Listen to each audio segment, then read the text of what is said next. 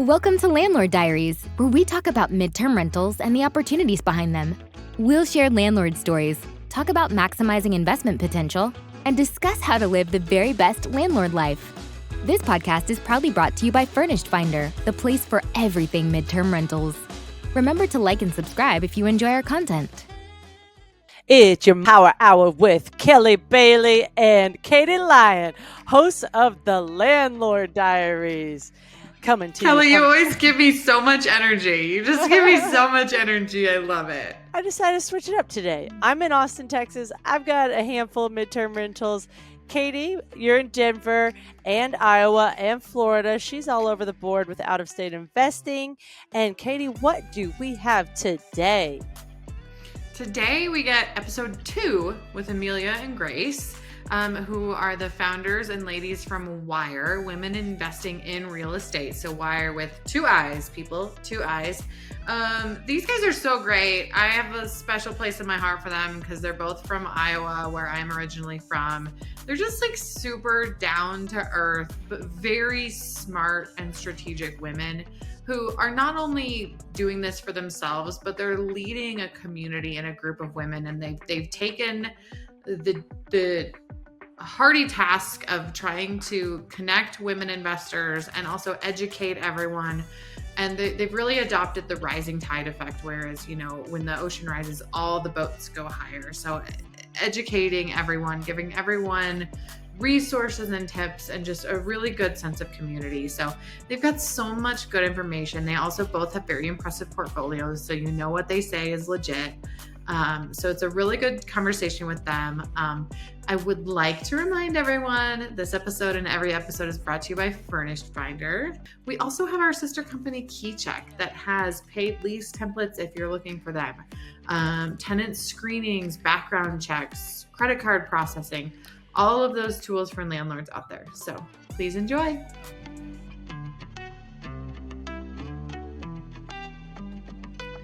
We are back with the founders of Women Invest in Real Estate, or like they like to say, WIIRE with 2 I's.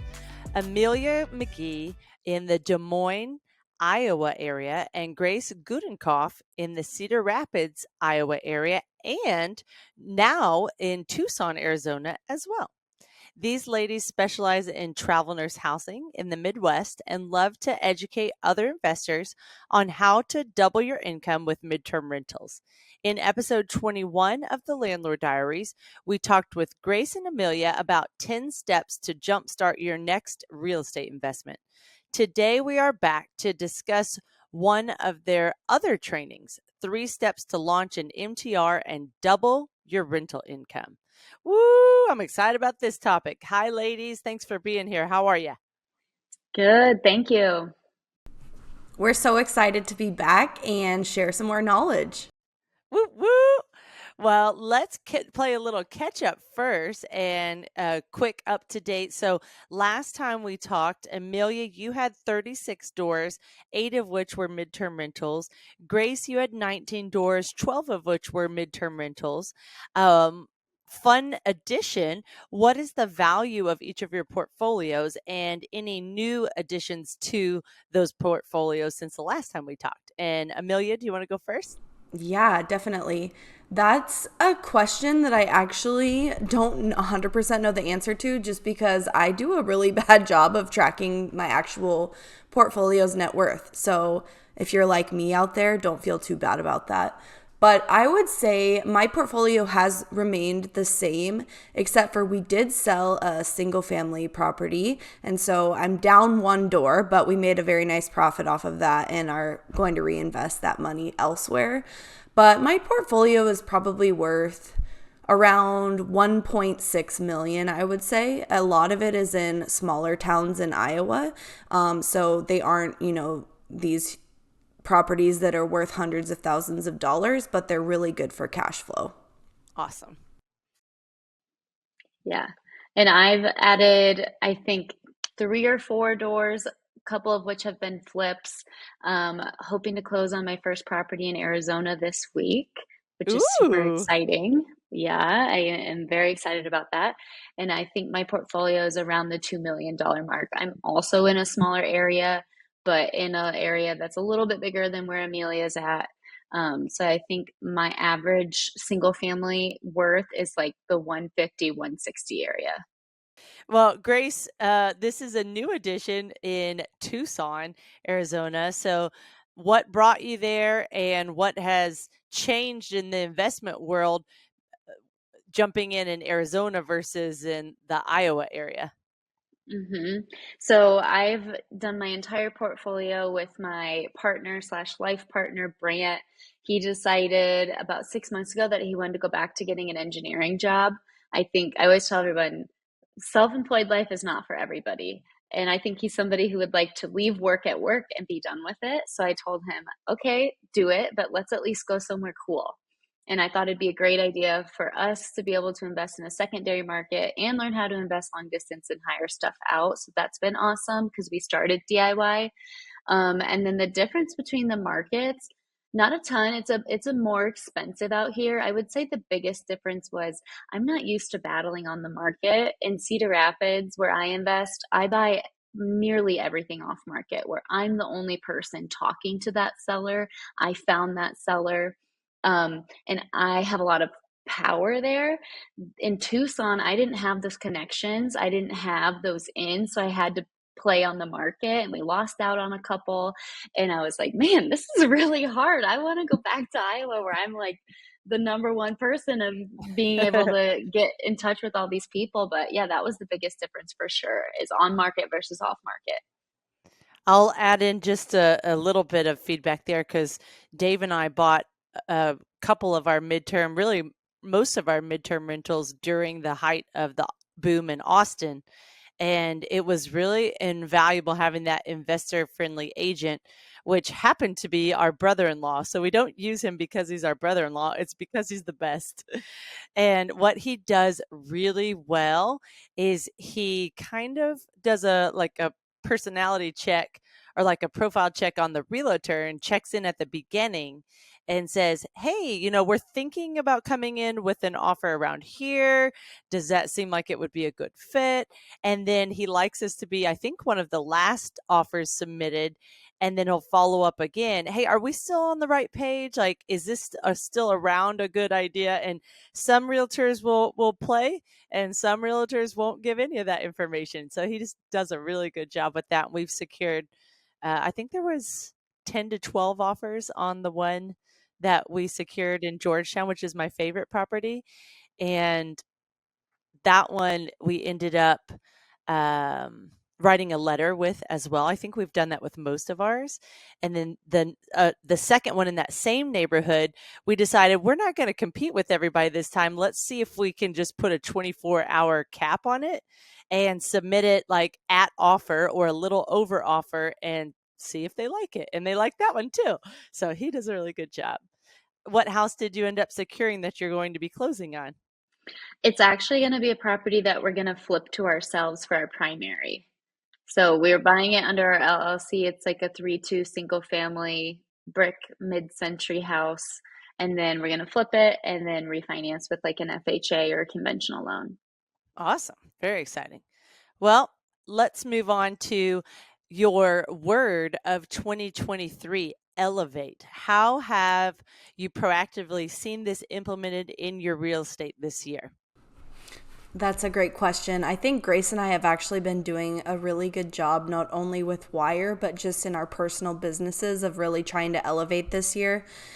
Like I mentioned at the beginning of the episode, I have not purchased any more properties this year, but I've really been focusing on bringing up the value of the properties that I do own, whether that's through doing some needed maintenance and repairs so that I can charge more for rent, or converting more units to MTR. I just got done converting another unit to MTR, so I'm literally getting double the amount in rent for that unit now. So really just like fine-tuning our processes and bringing ourselves up overall as a whole. Love that. Is that both of you? Grace, did you want to add anything to that for your portfolio? Yeah, I think the same. because we've chosen the word elevate for WIIRE, I think it's of course going to bleed into our personal portfolios, but it's been really fun because honestly, we focused a lot on WIIRE this year, and I think we've done some really great things that have elevated it. But yeah, in my personal portfolio, I've the last month been focusing so much on creating SOPs and getting organized so I can hire people and then buy even more real estate. Today's episode is proudly sponsored by Furnished Finder, the ultimate platform for hassle-free midterm rentals. Whether you're a seasoned landlord or just getting started, Furnished Finder is the place for you. With Furnished Finder, you can say goodbye to booking fees and hello to direct bookings for 30-day plus days. It's a win-win for everyone involved. So if you're ready to experience the joys of midterm renting and take a load off your landlord's shoulders, head over to FurnishedFinder.com today. We make it easy to get started. We're grateful to Furnished Finder for sponsoring this episode, and we're sure you'll love what they have in store for you. All right, ladies, it's time to get into the meat. So our topic today is 3 steps to launch an MTR and double your rental income today. So I know this is something you guys talk about a lot. So let's start with how to identify a midterm rental market. Everyone has their ways, and it's one of the top questions we get is like, what about this market? What about this market? And my answer is always yes, right? Because there's such a high variety of midterm travelers now. It's not just nurses anymore, although that's still, a big portion of it. But what kind of process do you guys go through when you're thinking about, okay, let's identify the market here? Yeah, such a good question. We also get this question all the time. And basically, any market can work, like you said. I invest in a very small town that has midterm rentals. I'm the only midterm rentals there. But so it's a risk because you're never going to know 100%. And I think that's the main thing is you never really know if it's going to be a huge success or a total flop. But with anything and with real estate investing, you have to be willing to take a little bit of a risk. A couple of key indicators, obviously, if there's a medical center or a large hospital, regional hospital in the area, that's generally a good sign. But also just if there's new construction or the city is growing and expanding, that's another great market for midterm rental because it's going to have those contractor construction workers that are just in town for the length of the project that need somewhere to stay and don't want to stay in a hotel. So I actually have quite a bit of success also in my market with new construction and contractors. And one thing I would add is that seems to always be the holdup for everybody is what market. And I always tell people there's millionaires in every single market. So just go where your competitive advantage is. Obviously, it needs to make sense. But another point I want to make is I agree with what you said about how there's so many different types of travelers now. It's not just travel nurses. So I think one thing to think about is if you are going for midterm rental, is your backup plan long-term rental or is your backup plan short-term rental? Because if you're in a popular area where people are traveling or moving to, you have people like me. I moved to Tucson. I didn't want to rent. I knew I was going to buy a house. So I'm in a Furnished Finder right now. And I'm not a traveler. I just moved here and I wanted to rent before I knew where I wanted to buy. So if you're in an area that like a lot of people are moving to, people maybe come for 2-3 months at a time, maybe they snowbird. There's so many more reasons why people rent Furnished Finders than just travel nursing. And so understanding your area is going to be a big piece to knowing if it's going to be successful or not. I love that. Any advice for hosts listening that are constantly watching their tenant leads of how they could reach travelers better now that you've done it from a traveler's perspective and a host perspective? That's a great question. I think number one is Furnished Finder. If you do not have your stuff listed on Furnished Finder, that's where I see a lot of hosts go wrong, especially a lot of people who like snowbird, who don't necessarily know about the app. You've got to get it on Furnished Finder, got to get it on Airbnb. I think Facebook groups are a huge one that Amelia uses really well in Des Moines because that's also an evergreen and free listing because people can search in that group, Des Moines, Iowa. And even if Amelia posted it 2 years ago, it's still going to pop up. Yep, I've had lots of success with Facebook groups. We also do referrals. So we'll say, hey, we'll give you a $100 gift card if you bring us our next tenant to our current travelers, because a lot of times they'll know someone staying at the hospital who's maybe in a hotel, or they don't like the place that they're staying and they're looking to extend their contract. One thing I will say that's really beneficial if you're a current landlord and you're looking at your tenant leads and you're wondering why people aren't reaching out, is because you need to be proactive on Furnished Finder and reach out to leads that are coming through. You can't sit back and wait for someone to reach out to you. And I think that it's really important to be quick about this and be the first person in their inbox. I always try to respond to a lead within 12 hours of getting it, and I rarely have any vacancies. So if you're not already reaching out to your unmatched leads and your matched leads, you definitely should be. I think it's also important for everyone to remember to be flexible on Furnished Finder. And this is from the tenants and the host side, right? Like, because with midterm rentals, you're looking at maybe 4 turnovers a year. So if you're a traveler, that means that maybe the ideal property for you, you might have to move in a week later than you want and stay at a hotel for a week. But we have hotel discounts on Furnished Finder.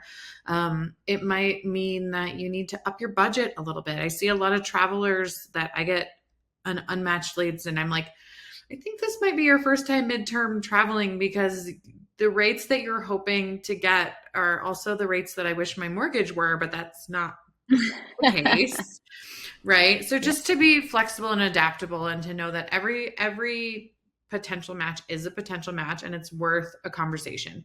Even if that conversation is you send a message or a text or a phone call just saying like, hey, I saw your request. I don't have completely what you're looking for, but here's what I have. I think we can make it work. There's a lot of magic in those unmatched leads. That's a good point, Katie.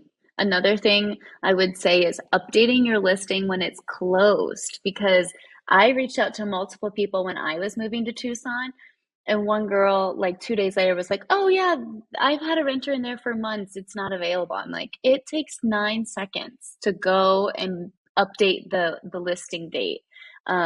So obviously you want it updated so that your property goes to the top of the searches and it doesn't say like the call for availability, and just out of convenience for other people. And then the final thing I would add is I was cheap at first and I would always use cell phone pictures, and I finally started getting you're killing me. Nice. But same thing with Amelia. I was the only one doing it. So I didn't have to have this amazing listing because nobody else did it. But I finally started seeing more competition. I was like, okay, I need to, up my game here. And I paid like $120 for photos on a couple of my latest properties. And man, they look so good. I don't know why I wasn't doing that from the beginning. We just got our most recent professional photos back yesterday of our latest unit. And I'm like, oh my God, this looks so good. Like this looks so I love that feeling. Oh my God. It's so satisfying. Yeah. It just kind of like sets the tone, right? It sets the tone for you as a professional landlord as well with your tenants. Like, okay, I take this seriously. Like, I'm not here to mess around. I'm not here to cut corners. Like, this is the condition I keep my property. This is the condition I expect you to keep the property in. Like, it just kind of sets the bar. So for everyone out there, if you're thinking like, oh, but I don't want to spend the money, spend the money. You'll make it back so quickly, like so quickly. Yeah. Great advice. So step 1 of 3 steps to launch your midterm rental in 30 days and double your rental income is how to identify an midterm rental market. So we've identified it. Let's say we've narrowed it down to 3. Let's say we were looking at 3 markets. Now, you ladies say the next step is location within those markets, right? So identifying the midterm rental location. What are the requirements for a midterm rental according to what you have found most successful? So we generally look for locations that are within a 15 to 20 minute commute of the hospital in the area, if that's the market that you're targeting is traveling nurses. And the reason being for this is because a lot of travelers are required to live within a certain distance of the hospital because they're on call. So they need to be able to get there quickly in case they get called in. Another great place to look is in quiet class A or B, maybe C plus if it's in a gentrifying neighborhood, but you really want these to be quiet and safe areas because these people are professionals. They're coming into town to work, eat, and sleep, so they really need to feel safe and have a quiet place to sleep at night. And then the last thing that I would say to look for is just close to a downtown area or close to a place where there's lots of things going on. And the reason being for this is because you should always have a plan A, B, and C for your property. So if your plan A is a midterm rental, but for some reason, again, you can't always predict if it's going to work out, you can either switch it to a short-term rental because there's lots of stuff going on in the area, or you can convert it to a long-term rental for people that want to be by stuff that's going on. I agree. And I think the thing that's more important with midterm rentals is, yes, you have like your macro areas, like in what part of town, but like Amelia was saying with the quiet and coziness, like what is the street, the specific street like? Because if I would say probably 75% of my travelers sleep during the day, and if it's a crazy busy street, they're not going to be happy and they're not going to want to stay there. Luckily, Right. I haven't had issues. But I know people who've had nurses who've said, I can't sleep here. I need to find something else. And the good thing is, like, if that is one of your homes, it is in a louder area, or it has neighbors with barking dogs that you can't control, or things like that. It's like all that someone wants you to do is be upfront, right? It's like before you sign that contract, let them know, hey, by the way, these are important details I want to make sure you're aware of. If that sounds good, I've priced my property accordingly, brought it a little lower than market rate because of these things. Like, would you like to move forward with signing the lease? And then everyone set the right expectation and they know what they're getting into moving forward. So Yeah, I will add, in addition to location, we can dive a little bit further in just like the property. There's a couple things that really stand out to travelers that make your property, you position yourself a little bit ahead of the competition. So in-unit washer and dryer, obviously single family homes are most likely going to have this, but if you're purchasing multifamily properties, you either need to provide in-unit washer and dryer or have coin operated on the facility somewhere. Fenced in backyards are huge. Lots and lots of travelers are traveling with their pets. And so if you're not pet friendly, you really cut your tenant pool in half. And if you offer a fenced in backyard, that's a huge bonus. And I would also just say like a nice outdoor space. Like if you're seeing a lot of competition in your area and you can provide some sort of like a nice outdoor seating area where people can relax and they've been, inside all day, they want to come home somewhere that's cozy, I think that can set you apart as well. Is there anything else, Grace, that you think? I would say you hit the nail on the head with the fenced in backyard. That's a huge niche that I've stumbled into. And you can get a lot for your money for installing a fence because I would also say 75% of my nurses have probably 2 pets, not even 1, but 2. Hey landlords, are you ready to level up your rental game and simplify your life? Well, get ready to meet your new best friend, KeyCheck. KeyCheck is your all-in-one solution for stress-free property management with tenant-paid screenings, rent payment processing, online lease creation with eSign, and a suite of incredible landlord tools. You'll wonder how you ever lived without it. No more chasing down checks or sifting through piles of applications. KeyCheck helps you organize and manage all things landlording in a simple and efficient way. So if you're tired of the rental chaos and crave seamless, efficient management, head over to keycheck.com and sign up today. Make landlord life a breeze with KeyCheck, the game changer for modern property owners. I've had some tenants lately ask also, like, do you have a vacuum? Do you have an air fryer? Do you have extra blankets? And I'm like, yes, of course. Yes, of course. Yes, of course, to all three. But that does make me realize, like, okay, so these nurses or travelers really, but these happen to be nurses that I was talking to, aren't necessarily used to traveling to places that provide those things. So make sure that you're providing ample furnishings. Like, it's not the place to go cheap because it's a tough pill to swallow to buy, a $75 air fryer or whatever it is. It's an investment. But it does, you can charge a little bit more in rent and you will make that back and you'll get better reviews, everything like that. Now, with the pet conversation, I would love to hear from you, Amelia, because I've seen a couple of nightmare stories that you have from pets. So I want to know two things. A, kind of like the lessons that you're taking from that and how you're strategizing that towards the future. Because you're right. If you have to say no pets allowed, it cuts out a lot of your market. One of our arbitrage properties is a no pets allowed. And I'm like, oh, that sucks. But it's fine. But like it puts you at a disadvantage. So I want to know kind of like, how you're strategizing the situation going forward. Yeah, I really don't like pets.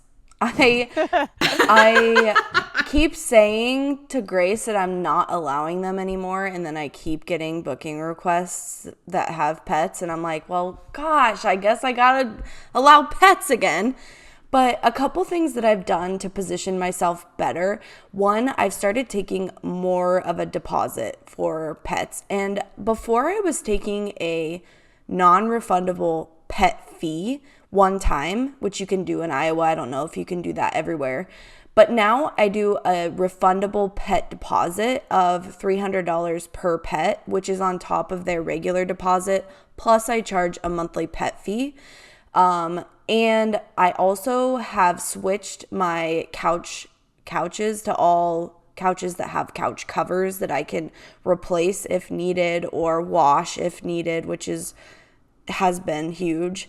I also have started just calculating into my costs that I'm going to have to replace the sheets and the bedding after pets are there. Like they just either tear it up or, they get it dirty or there's too much hair in it that I can't get out.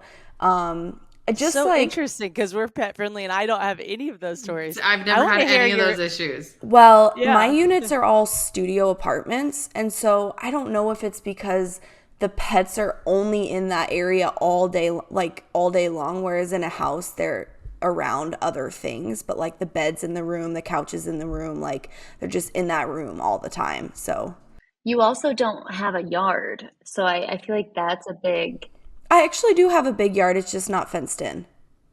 It's a shared yard. I have a huge front yard in my multifamily property, but it's just a different situation. I don't know what it is.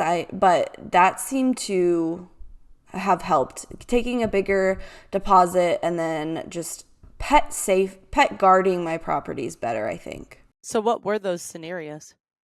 Oh, just excessive damage done to the units. People not picking up after their pets outside, people having more pets in their unit than they said that they had. Again, these are small studios. They're like 350 square feet, and one tenant had 3 or 4 large dogs, which in 350 square feet, that's not enough room. And so, she didn't get any of her deposit back, but those are just random situations. It's just when you own 30 some property for 30 some doors, having to do extra stuff between each turnover, it just adds up, Right. So I think that's smart. I think it's smart that you can kind of set yourself up strategically for success with it, because it is hard turning away people and pets in general, because there can be people who are really, really responsible with pets, right? Most people. But a lot of times as landlords, it feels like it takes 1 or 2 bad experiences for us to be like, this is the worst. I don't want to do it again. But I think the way you've approached it is really smart, because we just have to kind of, be prepared and anticipate that, okay, maybe 1 out of every 20 times that someone brings a pet, we're going to have a bad experience, and we're going to prepare ourselves and then, we're going to move on. And that's why we buy the furnishings that we do with the couch covers and whatnot. So, yeah. And I think you can always amp that up too. Like I've heard of some landlords who require references for pets, which seems so crazy, but like you have a pet. Okay. I would like to speak with a landlord that you've stayed with before to know how you treat that. Or, okay, are you going to be using a pet walking service if you're single? And okay, what service are you going to be using? Right. Like there's always creative ways that you can kind of like scale the protection level, right? Like you can be like, okay, I need to ramp it up or I need to ramp it down just based on where everyone's personal needs are. So I think you've done a good approach to it. Grace, would you like to add anything to this conversation? Yeah, I also know somebody who did a midterm rental by the room in her house. And so when she had pets, she offered to like pet sit or dog walk or whatever. I don't remember if there was a fee or what the fee was, but I agree, Katie, that you just need to think and be creative about it. And there's definitely solutions. I think I'll wrap us up on the pet conversation with my midterm rentals are 3-bedroom, 2 baths. We've talked about pets quite a bit on the show, but it's been a while. So this is a good reminder for those that are like just jumping back in to watching the Landlord Diaries. I have like a series of just questions I ask the landlord that typically seem to work out well because we've given back every deposit. And besides hair, we haven't really seen a huge impact from the pets. But our houses aren't perfect either. It's like they have scratches on the walls at time and things like that. But what I always do is when I make sure every time I have an interested tenant, I have a conversation with them first rather than just going through the booking process without ever talking to them. I like to talk to them at least once and say, hey, if you're not home, what does the life of your pet look like? And they'll typically say, oh, they're in a kennel or they're 8 years old and they don't have, much they want to do in life anymore. Or, I haven't had any puppies yet. No one said I'm coming with a puppy. It's always been like, my dog roams a house, but, they never tear anything up. So I let them say whatever it is they want to share. So far, I've always been impressed by the responses.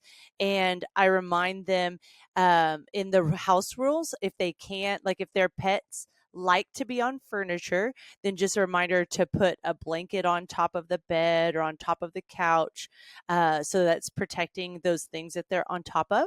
And I remind them that it's for my 3-bedroom, 2 baths, I do $1,000 deposit and I just wrap up the pet into that $1,000. So I just remind them, hey, it is $1,000. I want to be able to give this back to you. So, if for some reason you don't trust your pet, just keep that in mind to make sure it's a good fit. And so far, it's been very successful.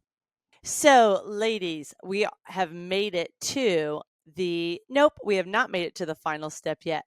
I want to know one thing you two do very well in identifying the midterm rental location and the market is you know your buy boxes. So I want to hear each of your midterm rental buy boxes and just, what you're looking for to analyze that deal quickly. For me right now, I think the buy box and knowing what a good property starts with is listening to your current tenants. And so I know my 1-bed, 1 baths are going to fly off the shelf. So if I see a triplex or 4-plex with 1-1s, I know it costs $3,000 to furnish it. I'm going to get $1,200, $1,300 for it. And I know exactly right away based on the purchase price if I want to buy that property or not.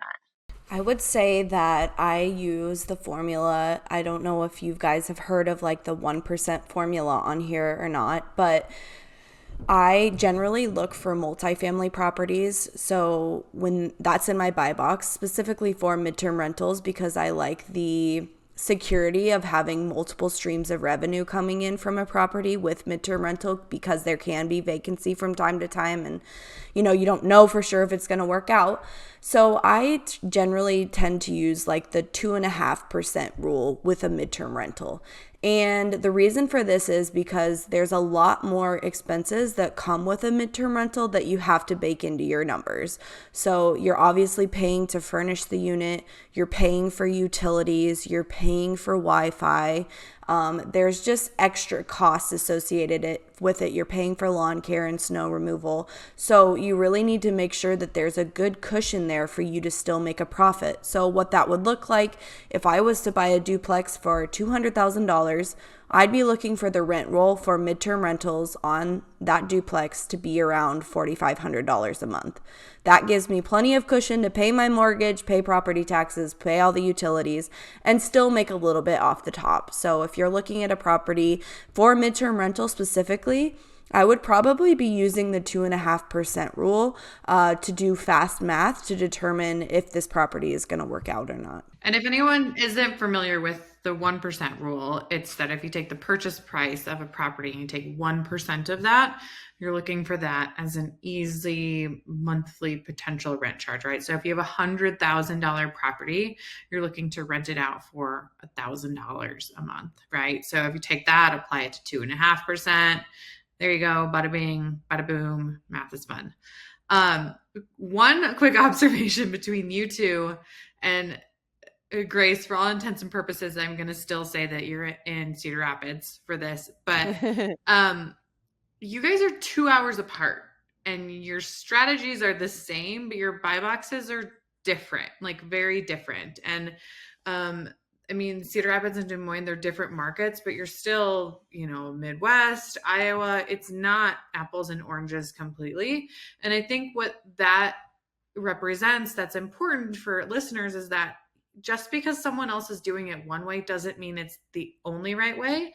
It doesn't mean it's the right way for you. This is not the type of investment or whatever you want to call it, that, profession, anything that you can go and you can say, okay, that's how it works. That's the only way that I can make this work. Like, you can make it work 100 different ways. You have to figure out what your comfort level is, where your expertise is, where your niche is, what your strategy is, because you might want single family homes. You might want multifamily. You might want to buy, you might want to arbitrage. There's no right or wrong. You have to see what pair of pants fits you best, right? So I think that's really cool that you guys are very much on the same path, but kind of driving parallel cars. Mm-hmm. I totally agree with everything. Awesome. Well, I'm going to go a little out of character for our show.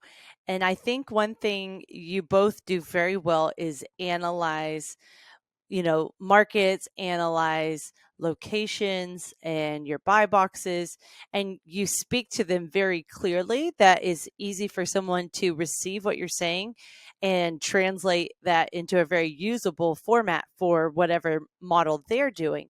And one thing that we all know is available is the travel nurse housing demand page, which is just furnishfinder.com/stats. So I went ahead and pulled up Des Moines, Iowa, and a lot of people might go to that page and be like, okay, these are great numbers, but what does it really mean? So I wanted to give you all the opportunity to kind of explain how you look at the stats page and decide, what usable information is there for you when you're analyzing a market. Does that sound good? For sure. Yeah, I love that page. I'm going to pull it up right now too. Okay, great. Start yeah. Screen share.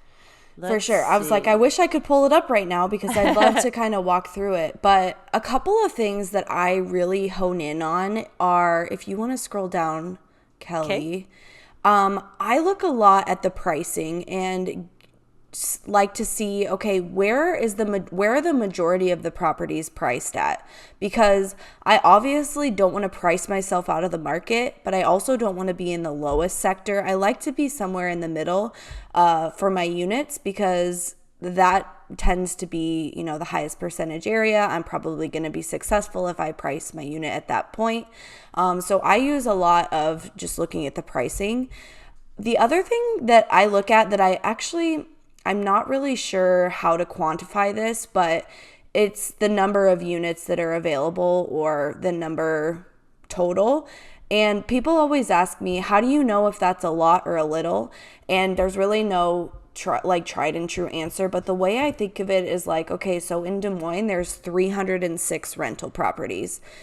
How many people live in the city of Des Moines? There's 200,000 or something like that. That's such a tiny little percentage that I know that the market is not saturated there. There's plenty of room for other people to come in and have a successful midterm rental in Des Moines. 306 is nothing. There's plenty of people here to fill that need.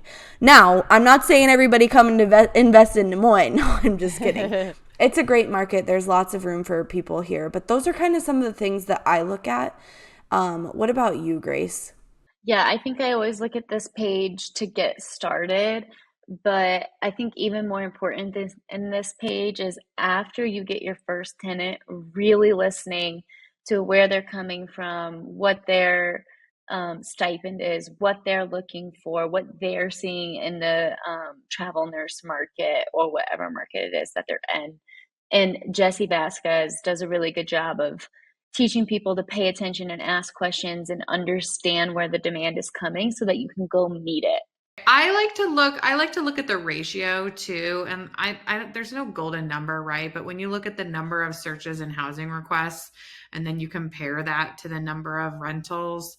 And I also kind of look at like my slice of the pie. How big is my slice of the pie? I'm kind of like Amelia, where my rentals they're not the cheapest properties, right? So if that higher budget or whatever section you're looking to be in is only like a sliver, maybe you need to adjust your pricing to fit the demand. But like if it's a decent chunk of the pie, you know that there's some reasonable demand there. A lot of people I talk to at conferences, conventions, customers, they're really looking for like, what's your secret formula? What's your algorithm to know if it's going to work? Or they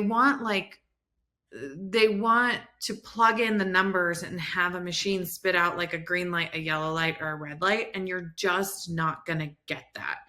With short-term rentals, you might get something close with it because you've got so much data. And you have, who hasn't booked an Airbnb in their life on a vacation, right? We all have. Like, just the number of users is so high. And same thing with long-term. Like, there's a lot of that data. With midterm, like, it's a lot more like you've just got to jump in and kind of figure it out, right? You've got to trust your gut. You've got to trust the market, but you're making inferences and you're looking at the data and you're making conclusions based from it versus just saying like, okay, here's this glorious set of numbers and everything fits the boxes that I'm looking for. I'm looking for this number, and this number. Like, you have to look at it more from like a conclusive point of view. So I think that's just important for everyone to know. Like, I talk to these people and they're like, well, what numbers am I looking for? And I'm like, well, what product are you creating, right? Who are you serving? What's the need you're fulfilling? Because there's a lot of different ways that you can go about it. And it kind of just all depends on what you're doing. So it's just not as simple as I always encourage people to get on there and look as a traveler too, right? Get on there and say like, okay, I know I'm close to a bunch of hospitals, so the need for medical professionals is high. I'm going to put on my like traveling medical professional hat. I'm going to get in Des Moines and I'm going to search and like, okay, like there's a lot of places and like, here's where I think I can provide support. Like, look for something that you can really provide. All right, guys, we've made it. 3 steps to launch your midterm rental in 30 days and double your rental income. Step 1 was identify your midterm rental market. Step 2 was identify the midterm rental location within that market. Now we're here. Last step, step 3. Where do you list your midterm rentals? Ladies, why is this the 3rd step? Why is that one of the most important pieces that people ask? I think so many people get stuck before even going, and they get stuck on the analyzation instead of just getting the property, sticking to your numbers and seeing it all the way through. And one thing I will throw out that you could do is if you're not 100% sure and it's your first midterm rental, You could always take photos, maybe it's empty or maybe it's a friend's photos, post it on Facebook or pay the $99 for Furnish Finder and just post it and see what happens. And you can just tell people it's not furnished yet. It's going to be furnished at this date. That's actually what I did for my very first one. I posted empty photos and then I said, Amelia, send me your photos. And I put in the description, this is my property in Des Moines. So this is the similar furnishings it will have. So people could understand it's going to be cute. It's going to be cozy. It's not going to be all oak, ugly furniture. And list it. And then you will get people come in, rent your property. And that's the whole point. But we already talked about the 3 main places to list. It's Facebook, it's Furnish Finder, and it's Airbnb. But if you're nervous, there are ways to list without fully committing to test the waters, which I recommend. I would just say as a cautionary tale, don't just throw out everything on any of these places, right? You're going to frustrate travelers. Get to the point where you're like, okay, I'm ready to pull the trigger. Right. I just need a little bit of assurance, or I just want to get ahead of myself with getting a tenant in there, then post to those places, because otherwise, you might frustrate some tenants, and rightfully so. So make sure you're right there. But that's something that I've done before and it works great. And that way I can help serve tenants while I'm furnishing, so they know that, like, okay, they're coming here in a month. Okay, you already have your place, right? Here it is. Yeah, I would say that the biggest question we get about where do you list your property is a lot of people will ask if we cross list. So do we list on Furnish Finder and do we list on Airbnb? And the answer is absolutely yes. You want your property in front of as many eyes as possible. First of all, Airbnb is free to list on. Yes, you pay the 3% fee when you get a booking, but I mean, it doesn't hurt to get it up there. And Furnish Finder is $99 for the year. And if you're hung up on the $99, there's going to be a lot bigger expenses that come up along your MTR journey that you need to be worried about, not the $99 fee. So absolutely cross list and get your property out there so you can start making money. The one thing I'm going to add to this conversation is, a lot of you are held back in luxury markets where you don't want to pull the trigger on $20,000 to $30,000 in furnishings because you don't know if it's going to be a good fit.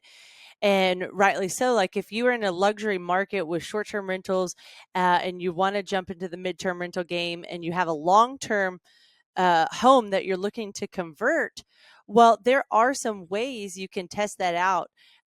Court is a great example. Court is a nationwide furniture company that you would take a hit to some of that profit your first couple months, but you would get to analyze that market without putting the 20 to 30,000 for your luxury furnishings up front. You can get your systems in place. You can see, how are the tenants taking care of our items and our couches, our beds, etc.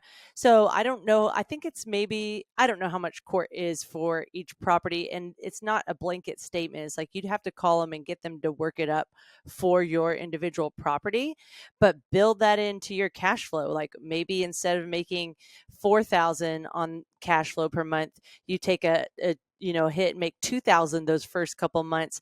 Know that you want to do this and then keep going. So yeah, all reasons to just get started and not wait. Just have fun in the midterm rental space. Anybody want to add anything else to that?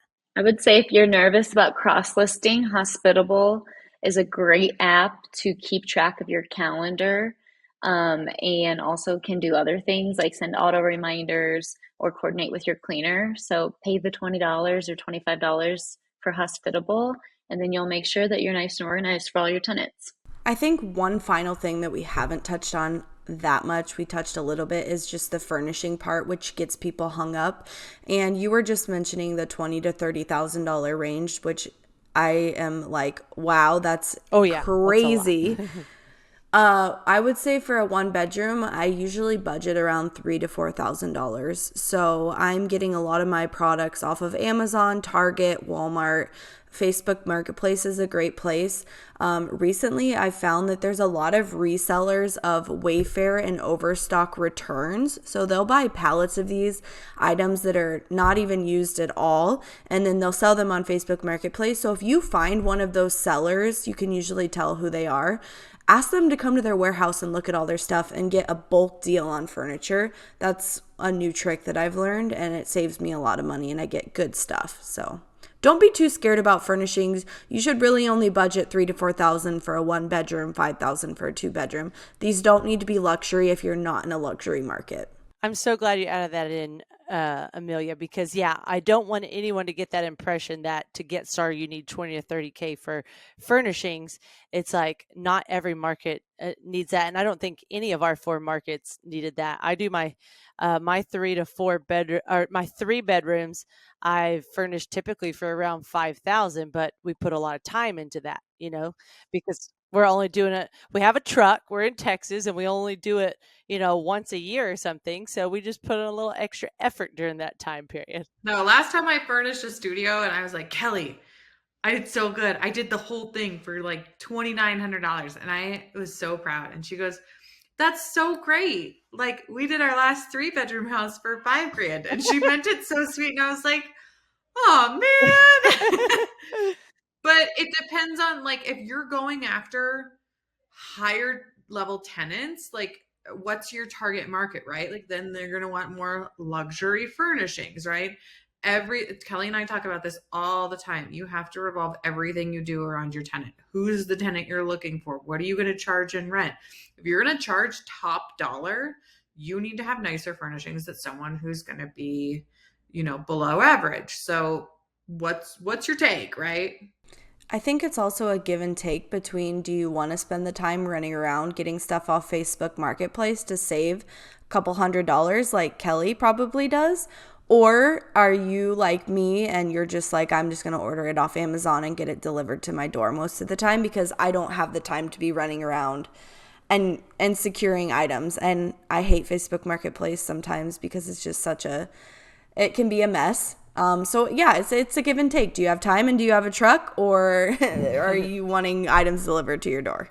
And I'm more there now. Like, I feel, especially when you scale with the number of listings that you both have, you have to have those systems. You can't just be finding random scrappy things. You have to have a system of, okay, we're going to get these items delivered and get this 1-bedroom unit set up within 2 days or whatever. You have to do it fast sometimes. So that's great. While we're on the furnishing conversation, one thing that we don't talk about too much is in the 1-bedrooms where you two ladies mainly focus on traveling nurses and traveling medical professionals. What big kitchen items do you make sure and put in your 1-bedrooms, or things that are specific to traveling medical professionals, but not take up too much space as well? Yeah, so actually earlier I was kind of contemplating that when Katie was talking, because she said she includes an air fryer, which I actually don't, because my kitchens are teeny tiny in my studio units. I mean, by the time I get all my pots and pans in there, everything else, there's got to be some room for them to put their food. So I actually don't include that. Basically, what I include is a 12-cup coffee maker, a toaster, plenty of pots and pans, and because it's so small, such a small kitchen, I've recently started getting those racks where they're super cute. You can hang everything, so that frees up some cabinet space. Dishware, I do 4 plates, 4 bowls, 4 cups, like nothing crazy. Basic silverware, a really good knife kit, cutting boards, a pizza tray. I find that travelers eat a lot of pizza. Just basic kitchen stuff is what I include in mine. I don't do anything crazy over the top. What about you, Grace? I do the exact same. I think, what is somebody going to want and need? And I put it in there. But I also have smaller kitchens, so I don't really have room for like a blender or an air fryer or stuff like that. I've been getting cute air fryers. So they kind of look like the core, like, like the white matte ones. And that way, I feel like in pictures, it kind of stands out like, oh, there's an air fryer. Because yeah, I agree. Some of the kitchens are so tiny, but you don't need a ton. Y'all are going to be Yeah. shocked. I've never even tried and I've never used an air fryer. I don't even know what the whole Girl, thing I is don't trust about you with them. kitchen appliances because you don't even you don't even own a toaster, which is so weird. Wait, So therefore, what? Okay. nothing you say about kitchen appliances I can trust. Okay, if you want a Nothing. real piece of toast, turn it to the broiler, put your piece of toast in, butter it up at 3 minutes. It's so much more moist and delicious. It's not I used to dry do like that. a toaster. It's so good. This is so weird to me. It's so weird to me. I used to do Like, that when who I does lived with my sister. I was like, don't buy a toaster, just use broil. And did it taste better? Yeah, it tastes great. It's easy. Put as many pieces of toast as you want. every time I would burn it 100% and the house would smell terrible. That's true. Every single time. Yep, my uncle's like that. Yeah, we don't ever we have a toaster just for him now at my mom's house because he's known as the guy that burns the toast. What about Keurig machines, like single cup coffee? Because I do both. I do a small coffee maker and I do a single because I'm like, listen, if you're working nights, I don't care what your preferred caffeine method is, you deserve it. No, I actually don't. I get that question all the time. I see it in the Facebook groups that I'm in. I do the 12 cup drip coffee maker, and people that have other methods that they like to brew their coffee with, I found a lot of times they bring them with them. They have what I like to call creature comforts, and they're used to traveling and they know that not every place has what they want, so they just bring it with them. That makes sense. Yeah, I add a coffee grinder to mine, for those like really bougie coffee drinkers that want it at just the right grind. So one thing on the furnishing side that you ladies emphasize on your show that we don't talk about as much on our show that I think is important is that first round starter kit. Like every time someone moves out and a new guest moves in, who's responsible for providing those restock items? Is it do you have it delivered off Amazon? Is it your cleaner? And what are you including in your starter kits? I have my cleaner do that. I just make sure what are the things people don't want to have to buy over and over again? That's your spices, your oils, your cleaning products, a vacuum. I do include a vacuum and a Swiffer, a little bit of laundry detergent and dryer sheets and hand soap and dish soap, enough so that they can get in there, they can be there for a few days, settled in. And then if stuff runs out, I do let them know that that's on them to restock it. But I don't want people to roll in after traveling for 2 days and be like, oh my God, there's no soap, and I can't wash my clothes, and I can't clean my dishes. I got to run to the store at 11 o'clock at night. Yeah, and toilet paper and paper towels too. Couple rolls of each of those and you're set. You don't supply it for their whole stay. It's not expected. I've never had one single traveler expect that, so don't overthink that. Provide a starter supply. That's it. And if you go too big, it's likely not going to be there when they check out either because it's been provided for them, right? So one thing that I do is I put in my welcome note just a quick list of first round on us, and it shows each of those items. So they don't go ahead and pack it or plan ahead. They know, oh, these are the items that are going to be here. And it gives them that idea of what y'all are saying. It doesn't make them think it's going to be there the whole time. It's just like, hey, first round to get you started for, a couple days or a week. And then, you're good to go after that. Katie, anything to add? I don't think so. I think everything there's covered. I do provide like foil and a couple of like the really cheap food storage containers that are like 4 of them for $4. If they're still out there at the end, awesome. If not, they're super cheap to replace. But the point is just like little stuff. I don't do shampoo or conditioner or any of that like toiletry stuff, but like you should be able to like wash your hands and do like at least like one. You should be able to last like 2 to 3 days before you're like, okay, the traveler needs to go to Target or Walmart or the grocery store or whatever and get some supplies. But I think the most important thing is, like you guys were saying, that you're clear about that. So you set expectations, right? Like, hey, I've supplied some starter stuff for you. Like, that's all I provide. Here's the closest Target. Here's the closest Walmart. Here's my favorite grocery store in the area. So you're kind of setting everyone up for success. I also have my cleaners do it. Kelly knows this. I'm really big on making everything as efficient as possible. A, because I am near none of my midterm rentals. And B, because I work full time, right? I work at Furnish Finder. So all of mine need to be very, very as hands off as possible. So we keep a supply tote in all of the units that there's space for it. And it's a literal tote, and it says owner supplies on it. And we keep some extras in there so that the cleaners can get to the stuff. In theory, a traveler could open it up and use all of the dish soap. I haven't had it happen. And if it does, it's like, well, it wasn't like gold soap. So I'm not like, it wasn't mint soap made of gold. So I'm not that concerned about it. It's a low risk thing, but it makes it just like, everything kind of as easy as possible. Y'all want to know one that I'm experimenting with? Coat hangers. I feel like coat hangers, everybody needs some. Mine disappear. So I go through phases. Do I want to provide them or do I not? So my most recent test is I started writing Bailey on our hangers so that when they leave, they could see, oh, this one wasn't mine. Because, when they're staying 3 or 6 months, by the time they check out, they don't always remember, was this mine or was this theirs?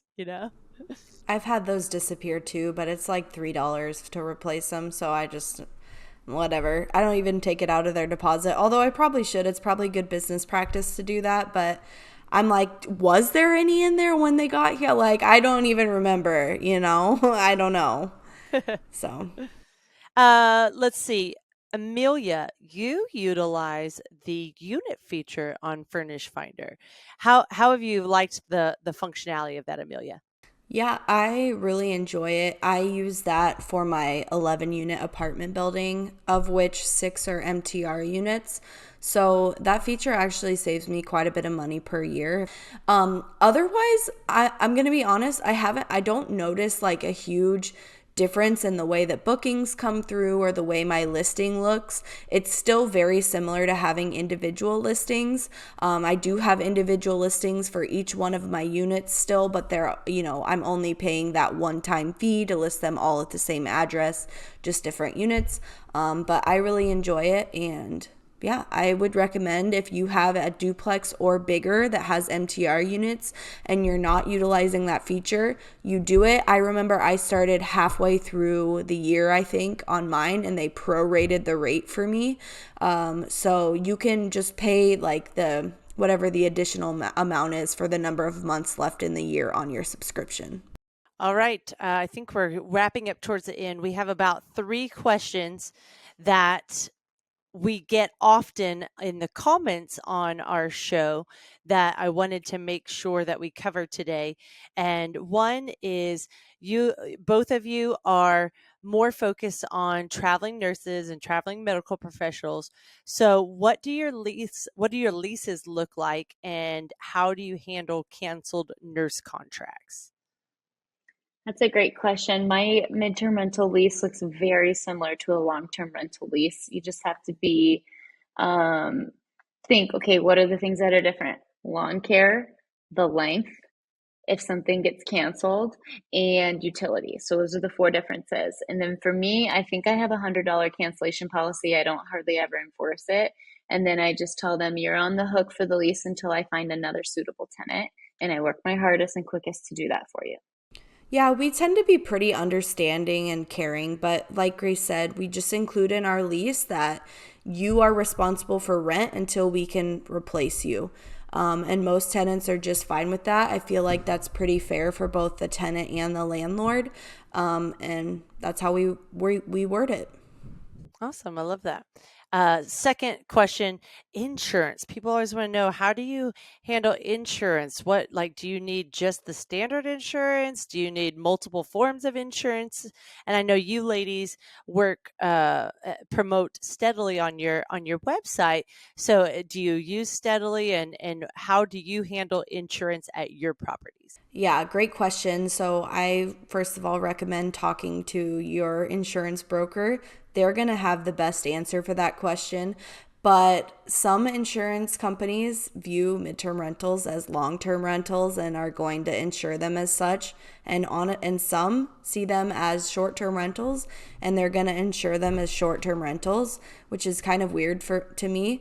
But it really just depends on who your insurance carrier is. So if they insure it as a short-term rental, obviously it's going to be a higher premium because there's higher risk there. If they view it as a long-term rental because it's longer than a 30-day stay, it's going to be less. But Steadily is free to use. You can get quotes on their website and they can walk you through that process if you don't have an insurance broker that you're already using.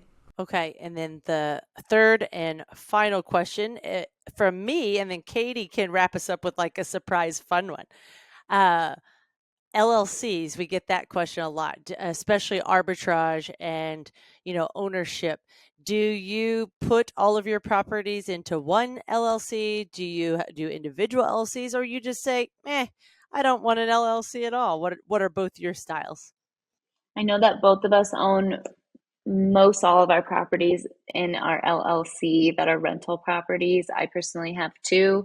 I know Amelia has a few based on her partners. But the short answer is it depends on what you're doing. If you're going to buy a rental property here and there and maybe ever own like 2 or 3, then it's probably not really worth the hassle and your financing is going to be different if you buy in an LLC. If you're like Amelia and I though, and we knew we wanted to go full time, this is a business. It has to be in an LLC if you're going to do real estate full time. There's no other answer. But if you're just a mom and pop, it really doesn't matter. It's what makes you sleep at night. I also want to add that just because you own a property in an LLC doesn't mean that you're fully protected from lawsuits. There's lots of different steps that you have to take to make your LLC a viable one of which is just simple as having a separate bank account for your business. So you're not commingling expenses, because if you are, it's very easy for someone to come in and do what's called pierce the veil, which means basically prove that you have an LLC, but you're operating as a person versus a business. And so there's lots of different intricacies, but I think Grace summed it up really well. It just depends on what your plan is for real estate investing. I will add in here, guys, talk to a lawyer. It doesn't have to be $5,000 to talk to a lawyer. Just talk to a lawyer, right? Because every state is different. Every situation is different. I know I mention this all the time, but I used to work for a private equity commercial real estate investment firm. And like we had like a legal team on staff, and like they know their stuff and they can answer your question very thoroughly and very briefly. And, it's like what they do and they know it. So because every state is different, that also brings me like to kind of tie the lease stuff and the legal stuff together. Don't forget that we have KeyCheck, which is our sister company, and they have state specific leases. Because every state is different with your leases. We've had rental properties in 3 different states, and the leases all look vastly different. It's amazing the stuff that some states require you have. And if you don't have them, they won't hold up in court. They're not technically legal, right? Like that's a very easy base to cover, especially since we have KeyCheck that's like, it's right there next to Furnished Finder. So check that out if you haven't. I was just going to say one more thing, shameless plug. We do have an episode on our own podcast, which we haven't even talked about at all. We have a podcast called Women Invest in Real Estate, and it's titled, Do You Need an LLC to Invest? So if you're one of those people that's like, I want to know more, you can go check out that podcast and listen to that episode. It's also not hard to make an LLC, you guys. Don't pay someone to make your LLC. There's companies all over who are like, we'll file your LLC for $500. Like, red flag, stop. It costs $25 in Iowa. Right. Do not collect $200. Like, you're cut off. Like, Colorado actually just changed it where it costs $1 to make an LLC. $1. That's like nothing. Some states are more expensive. I know like Florida's really expensive, but like, yeah, get help if you need it, get resources, but like, it's not. You can do it. I promise you can do it.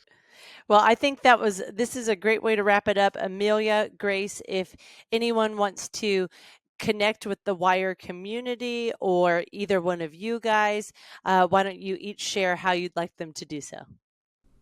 Yeah, so this is Amelia. If you want to reach out to me, my Instagram is Amelia Jo REI. That's where I'm most active.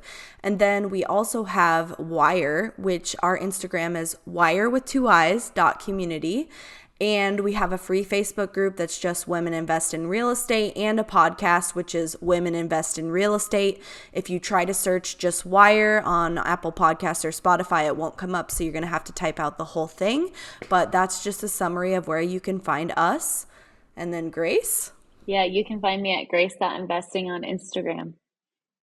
And don't miss their freebies. When you go to their website, womeninvestinrealestate.com, the whole conversation we've had today about, how to get started with your midterm rental in 3 easy steps and start doubling your income. Well, they have more details on that on a free handout on their website. And there's, what else do y'all have on there? You have a lot of great stuff. We actually have a course for midterm rentals that's on there, which is basically for someone that already knows how to buy a property but doesn't know how to set up a midterm rental. It walks you step by step through the process. It's all the mistakes that Grace and I learned along the way put into this nice little package, so you don't have to reinvent the wheel. You can just follow our outline.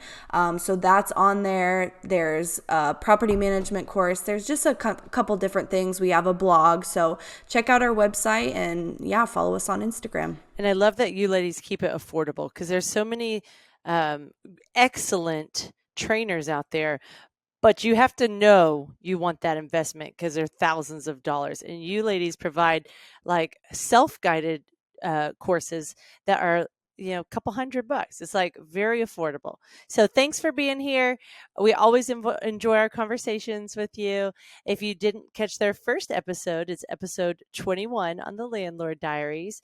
And as always, if you're loving our show, please leave us a 5-star review wherever you get your podcast. Have a great week, everyone. Thank you.